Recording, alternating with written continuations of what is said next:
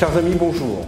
Nous vous présentons notre seconde émission Ecobassin TV sur le thème suivant, la culture et le Covid-19.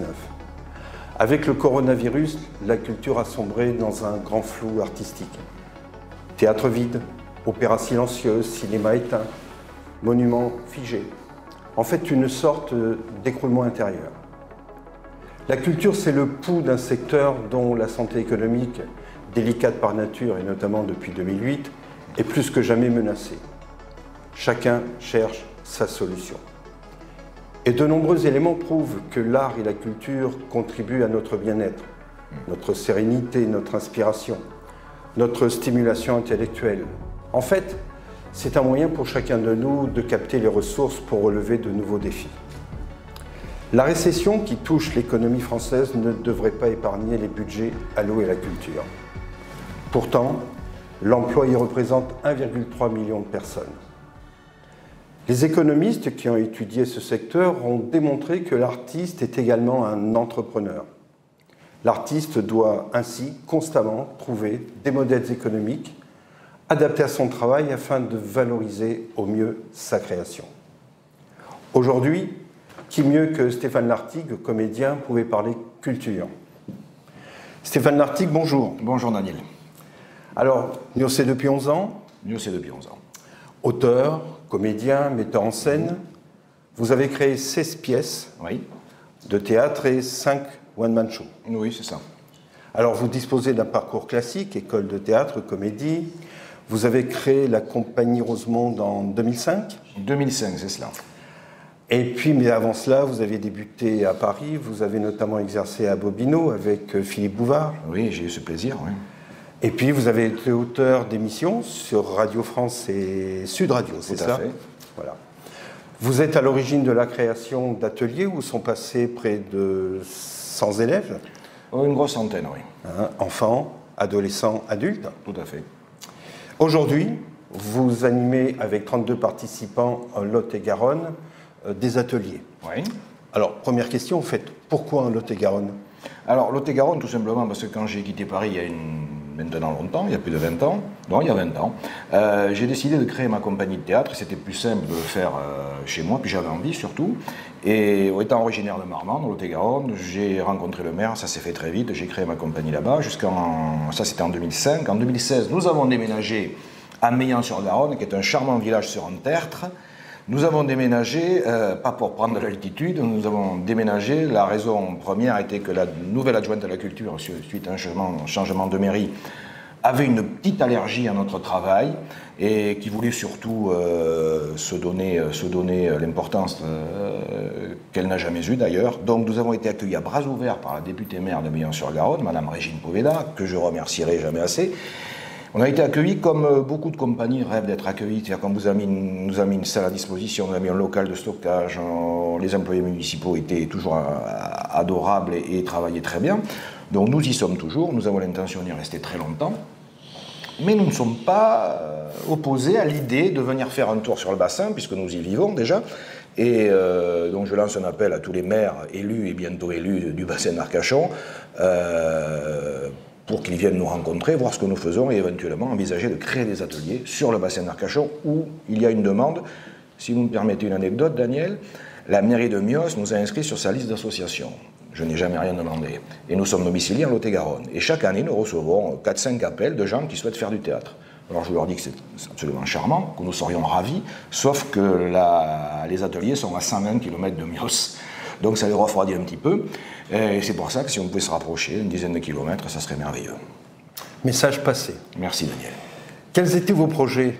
On va revenir au Covid-19. Oui. Quels étaient vos projets avant cette date bien particulière du 17 mars 2020? Nos projets pour les mois à venir étaient très clairs. Mars, avril, mai, pour nous, c'est des très gros mois pour la production théâtrale. Nous jouerons on va dire, 5-6 fois par mois, voire plus. Et tout a été annulé, bien sûr. On a également annulé les répétitions des pièces que nous devions créer en juin.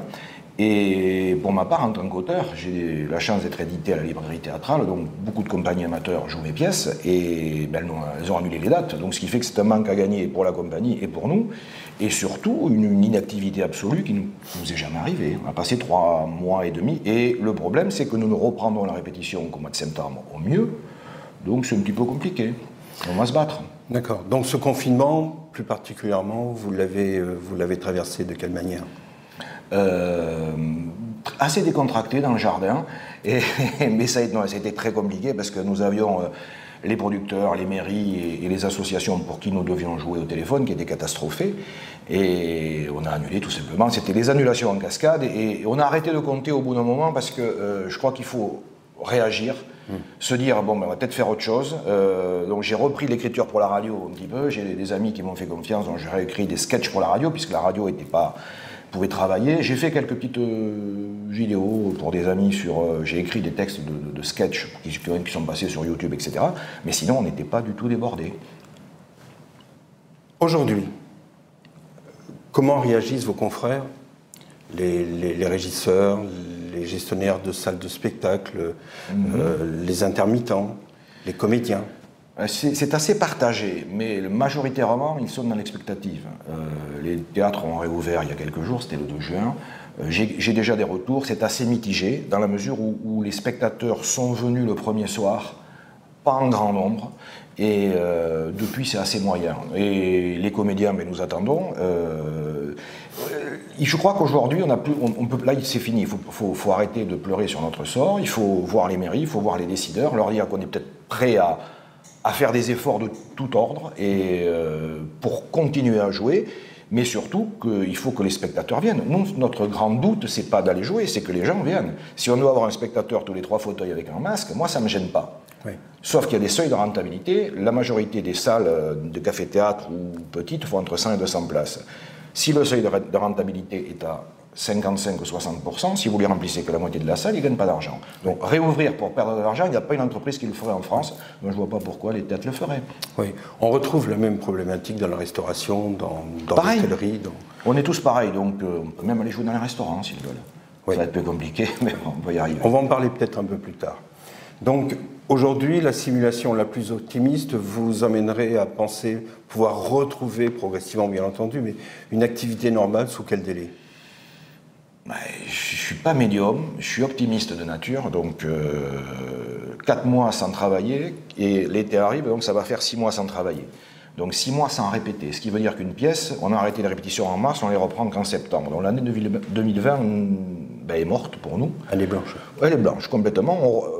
J'ai des projets pour la compagnie de rejouer au mois de février, de mars 2021. On ne pourra pas jouer avant, sauf mon spectacle que je joue en solo.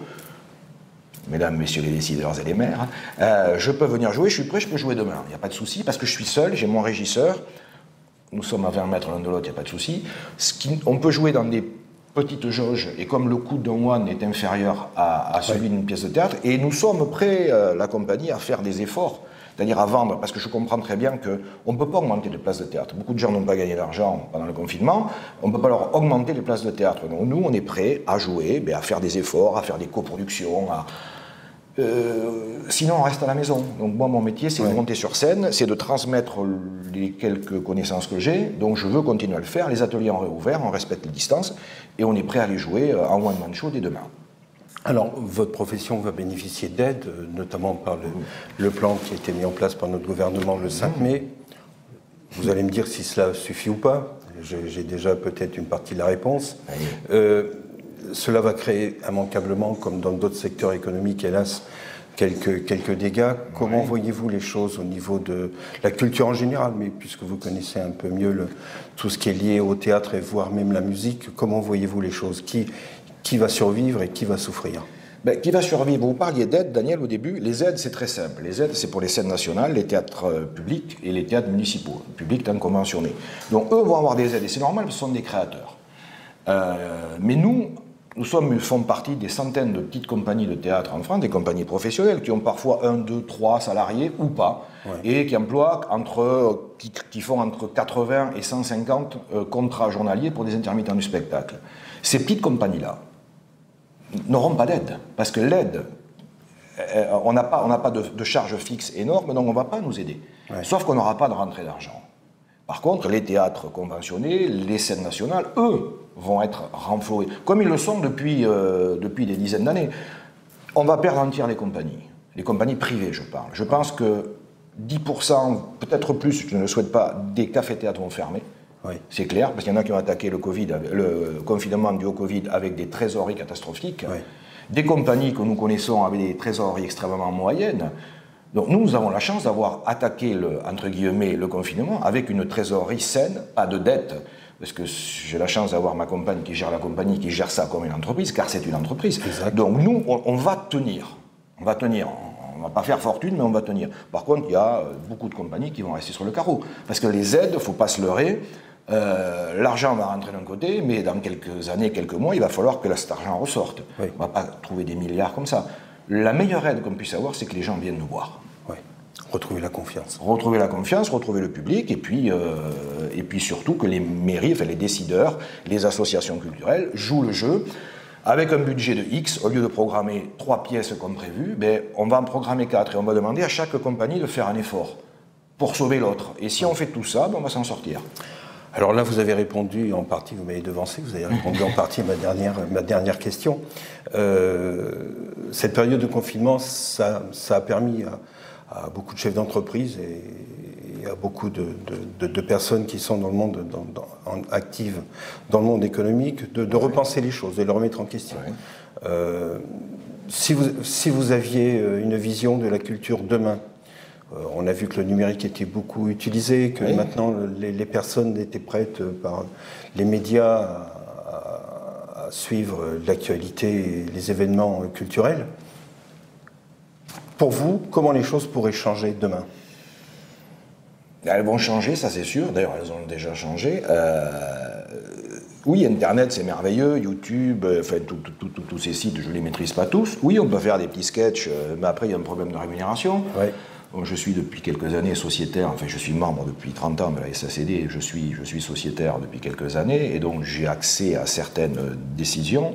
On est déjà très embêté pour rémunérer les auteurs, ouais. Parce qu'il y a beaucoup de piratage, ça part beaucoup dans la nature. Ouais. Donc on ne va pas changer. Le spectacle vivant, c'est très clair dans le titre, c'est spectacle vivant. Donc il y a des gens sur scène, il y a des gens dans la salle.